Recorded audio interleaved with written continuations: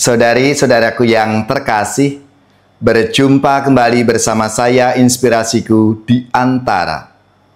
Renungan harian Kamis 9 Januari sesudah Epifani. Semoga kita bersama keluarga dan komunitas kita selalu dalam keadaan baik, sehat, dan tetap bersemangat. Marilah kita mengawali renungan kita dengan tanda kemenangan Kristus. Dalam nama Bapa dan Putra dan Roh Kudus. Amin.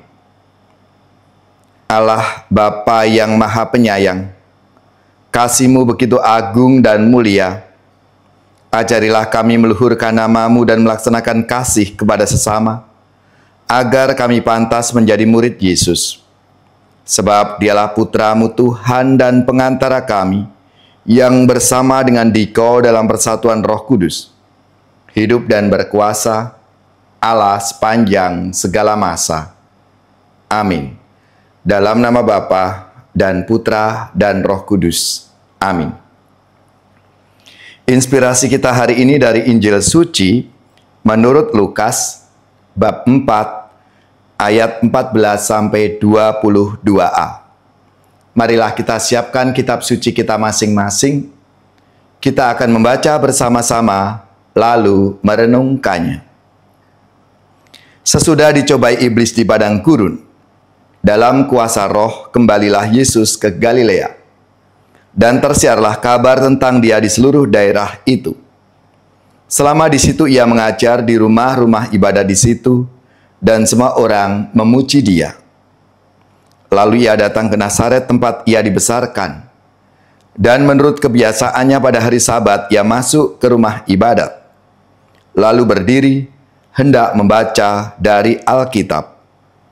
Kepadanya diberikan kitab Yesaya, dan setelah membukanya, ia menemukan nas di mana ada tertulis, Roh Tuhan ada padaku, oleh sebab Ia telah mengurapi aku, untuk menyampaikan kabar baik kepada orang-orang miskin, dan Ia telah mengutus aku, untuk memberitakan pembebasan kepada orang-orang tawanan dan penglihatan bagi orang-orang buta, untuk membebaskan orang-orang yang tertindas, untuk memberitakan tahun rahmat Tuhan telah datang.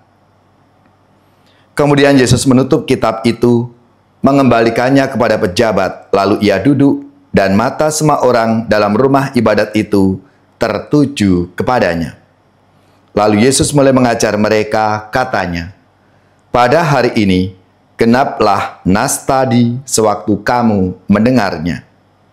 Semua orang itu membenarkan Dia, dan mereka heran akan kata-kata indah yang diucapkannya. Demikianlah sabda Tuhan. Terpujilah Kristus. Saudari-saudaraku yang terkasih, kita seringkali menjumpai dua kata penting, yaitu visi dan misi.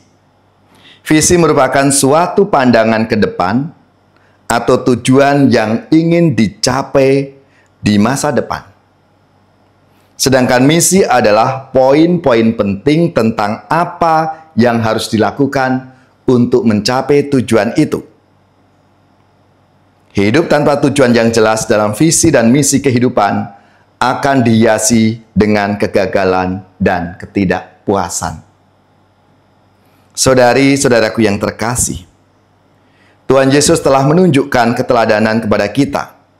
Setelah dibaptis di Sungai Yordan dan berhasil mengatasi 3 jenis godaan, Yesus lalu datang ke Nazaret untuk menyampaikan visi dan misinya.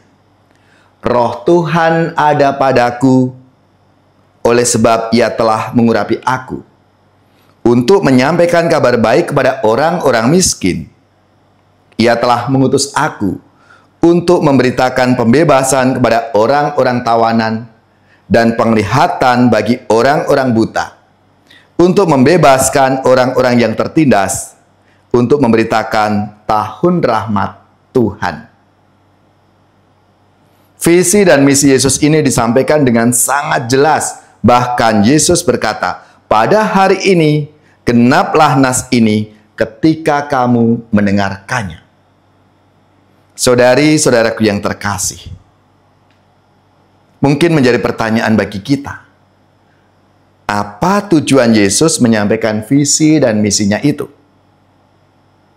Visi dan misi Yesus ini semata-mata merupakan gambaran kasih Allah yang begitu sempurna kepada kita umat manusia.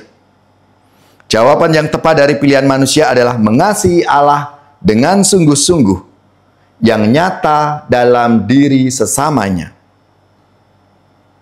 Kita sendiri dapat mengasihi Tuhan Allah dan sesama karena apa? Iman, harapan, dan kasih kita kepada Tuhan.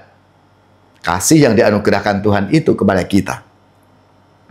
Maka menjadi pertanyaan bagi kita, mampukah, bisakah aku mengasihi Tuhan dan sesamaku itu? Marilah saudari-saudaraku yang terkasih, dalam hidup kita masing-masing tentunya kita punya visi dan misi. Atau paling tidak, cita-cita dan tujuan hidup kita. Supaya apa? Supaya kita sungguh-sungguh bisa menjalani hidup kita ini sesuai dengan apa yang Tuhan kehendaki atas hidup kita masing-masing.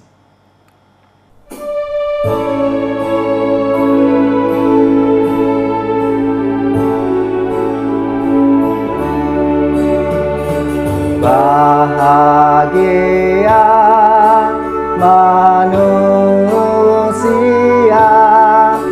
yang tidak tuli hatinya, yang mendengar sabda Bapa, tekun melaksanakannya. Sabda Tuhan penuh daya, yang tersesat dipanggilnya, disembuhkannya yang luka, yang mati dihidupkannya. Bahagia manusia yang menerima sabda yang sudah menggema dalam wujud manusia. Terpujilah, oh Sang Kristus, sabda kekal dan penebus, kebenaran, kehidupan, serta jalan keselamatan.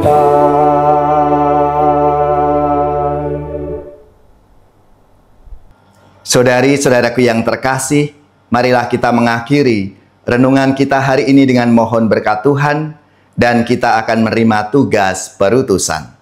Marilah kita siapkan hati kita untuk menerima berkat-Nya.